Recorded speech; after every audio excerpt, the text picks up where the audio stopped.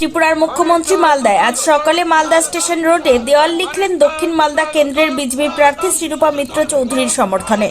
শুক্রবার সকালে মালদা শহরের গির্জামোড় এলাকায় রং তুলি নিয়ে নিচে হাতে পদ্ম আঁকলে নেতাকর্মীদের অনুরোধে এদিন সকাল থেকেই সংশ্লিষ্ট এলাকা মুড়ে ফেলা হয়েছিল নিরাপত্তার চাদরে। দেয়াল লিখন করেন ত্রিপুরার মুখ্যমন্ত্রী।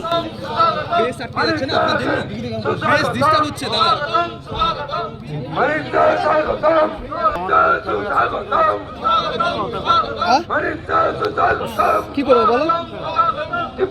বিজেপি বিজেপি বিজেপি জিন্দাবাদ জিন্দাবাদ জিন্দাবাদ বিজেপি বিজেপি জিন্দাবাদ জিন্দাবাদ জিন্দাবাদ মানিক দাস স্বাগতম স্বাগতম।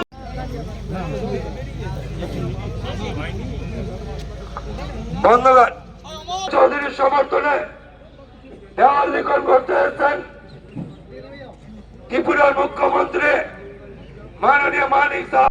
বিজেপির মনোনীত প্রার্থী শ্রীরূপা মিত্র চৌধুরীর সমর্থনে দেওয়াল প্রার্থী শ্রীরূপা মিত্র। দেখুন, আমাদের গার্জিয়ান হচ্ছে যশস্বী প্রধানমন্ত্রী নরেন্দ্র মোদী। ওনাকে সামনে রেখে সারা ভারতবর্ষ এখন সবাই বুঝতে পারছে যে একমাত্র মোদিজির হাত যদি শক্তিশালী হয় তাহলে দেশ শক্তিশালী হবে। তো ওনার নেতৃত্বে আজকে সমস্ত ভারতবর্ষ এখন একটা বিশিষ্ট জায়গায় এখন চলে এসছে। আমি এখানে মালদায় এসেছি আমাদের পার্টির নির্দেশে। আমাদের সবসময় পার্টির নির্দেশ সবসময় আমরা মেনে চলি।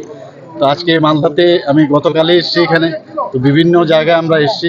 এখানে আমার সাথে আমার ক্যান্ডিডেট মহোদয় আছেন, সবাই ওনাকে চিনেন। এবং আমি নিশ্চিত যে মাননীয় প্রধানমন্ত্রীজি যেটা বলেছেন যে 370 আসন সংখ্যা পাবেন, তার থেকে বেশিই পাবেন। আর এনডিএ সরকার তো 400-এর উপরে। তো আমি নিশ্চিত যে এই কেন্দ্রে আমাদের দিদিকে অবশ্যই সবাই জেতাবেন।